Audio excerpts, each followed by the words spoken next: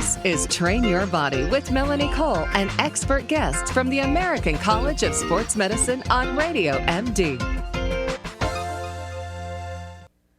So we've talked before about maintaining fitness during the holidays and keeping up your exercise routine and taking advantage of specials at health clubs and all sorts of things. But what can you do to really ramp it up a little bit at the holidays? And how do you deal with the stress of the holidays in general? And how can fitness help you with that? My guests today, Neal, Pire, and Grace Desimone, fitness experts extraordinaire and frequent fan favorites here on Train Your Body. So, Grace, let's start with the stress because you are such a soft-spoken, sweet person. You're calm. You've got this beautiful voice. And I imagine when you're teaching your classes, it's just delightful to hear you. You don't sound like the screaming type. So what do you do for stress? What do you tell people about dealing with stress at this time of the year? Well, I appreciate all those wonderful things. My kids would be hysterical laughing right now that I never scream. But I do try not to yell at my classes. I don't like screaming at them, and I don't like yelling at my clients. So that part's definitely true. So for the holidays, everybody releases stress differently. So for some, it could be going out for a walk. For some, it could be boxing. For others, it could be sitting quietly and breathing. It's very good to know which of those things works for you so that you can tap into them quickly when you need a quick fix. So that would be the first thing I would recommend. If you don't know which one it is, try them all until you're like, that's the one that works for me, and figure out what is your de-stressor. And then take some time, get away from people. There's this thing, have you ever heard of monkey mind? Nope. In yoga, they talk about monkey mind where you can't focus because all this stuff is going on in your head. And they use it a lot in yoga and meditation. And I find when I have monkey mind, actually exercising, like doing some cardiovascular exercise, and when I teach, I can't really think about anything else. I come out of class, and all of a sudden my whole world comes together. Boom. I can focus now. That takes care of my monkey mind.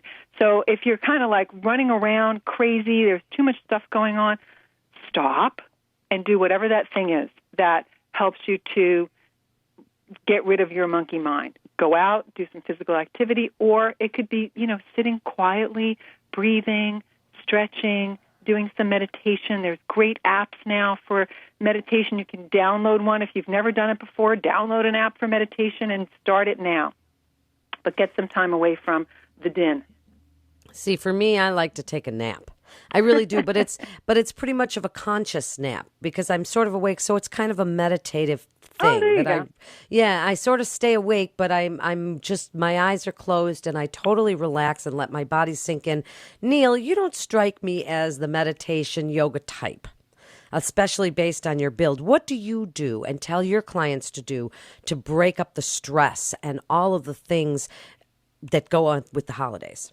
You know what? I've never taken to the relaxed and not sweating and not See, I knew that. moving activities like yoga, for example, that so many people love.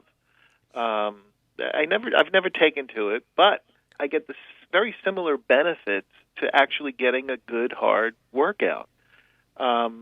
See, this is a good he said, she said thing because he's talking about the good, sweaty, hard workout to break down that stress. And Grace is talking about the, get out of your mind. I love it. Keep going, Neal. For the same effect, too. Yeah, to have ultimately the same benefit.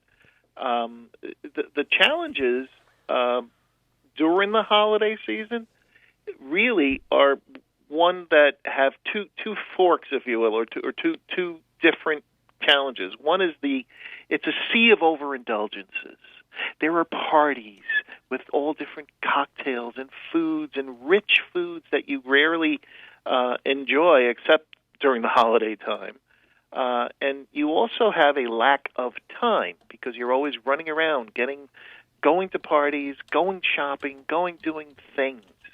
So to combat both of those things, I like doing a lot of the things I always recommend throughout the year to maintain your physical activity levels. Things like parking the car. If you're going shopping anyway, park the car a little further away from the door at the mall. Have a walk and talk. If you're going to have a meeting at work with a colleague, walk around the office, walk up and down the stairs as you guys are meeting, quote unquote. Use social support because you're not the only one in the same bind. If you have a lunch hour at work, buddy up with a coworker and do the stairs or go for a walk or enjoy some of that and use the social support or peer pressure. When you don't feel like doing it, your buddy will help you get started and moving. So, in other words, it maintains your physical activity throughout this period of time that is a little bit more challenging to maintain during the holidays. Absolutely. And I see I'm the middle ground, and that's why I'm the host between the two of you, because I really like both. I use my naps, I use my meditation, I use my deep breathing and relaxation, but I also have to go on my treadmill and work as hard as I possibly can. And I take it back. I get pretty lazy around this time of year as far as that and full.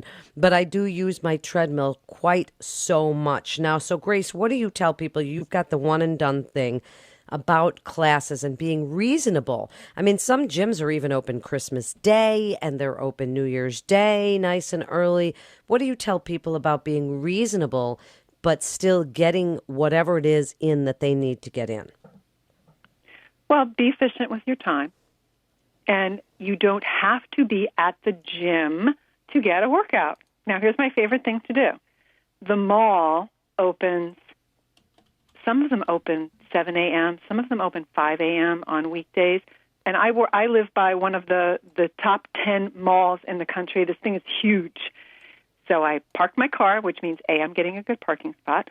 B, I walk the whole thing a couple of times. It gets me in close to 2 miles, 3 miles sometimes. I know where every store is. I know everything that's on sale. And as soon as, 9 o'clock is there and the stores are open, I'm in. I already got 3 miles in. I planned out all my shopping. And there you go, a workout. I planned my shopping. I get my shopping done. I had my coffee. I'm out the door by 10 o'clock, and I'm all finished. So those are great. You don't have to go like, if I got to go to the gym and I got to drive and then I got to park, then I got to go shopping. You can consolidate. And if you are going to go to the gym, get in, get out. I must say that 1,000 times. You can consolidate your workout into something short that is still meaningful and be satisfied with it. Don't focus on what you're doing and feel good about what you are doing. Don't focus on what you didn't do. Oh, that's really good advice, because I think that's what some people do. A lot of people do, and I do it too. I say, God, I only walked 3 miles today, and I know that I could have gone more, and I should have done 5, and why didn't I do that? And I didn't do my push-ups and my lunges today. Jeez. And we berate ourselves, and women especially. And here, have a brownie. And here, by the way, there's some brownies up there that I'm really psyched about. Oh, wait, I'm just going to have that extra glass of wine. So I know women, we do that. Now, Neal, you've got 30 seconds here, baby. So wrap up the best things that we can do around the holiday time. I am a tracker. I love tracking. Ooh, I love tracking my calories in. I love tracking my calories out. And the biggest advice, plan your workout and your caloric expense. In other words, plan to incorporate your activities. What am I going to do? When am I going to do it? Where am I going to do it? How am I going to do it? Have that set in your mind ahead of time, and you'll get it in. At the same time, on the other end of the spectrum, you'll know, you'll have a better grasp on what it is that I'm going to eat, when am I going to eat it, how am I going to eat it. The whole concept that Grace talks about all the time about circling the table and looking at, I'm going to have a little of this, I'm going to have a little of that, and not have any of this. But I mean, we have to be moderation about it all. But it's such great advice. We love Neal and Grace here. This is Melanie Cole. Stay well.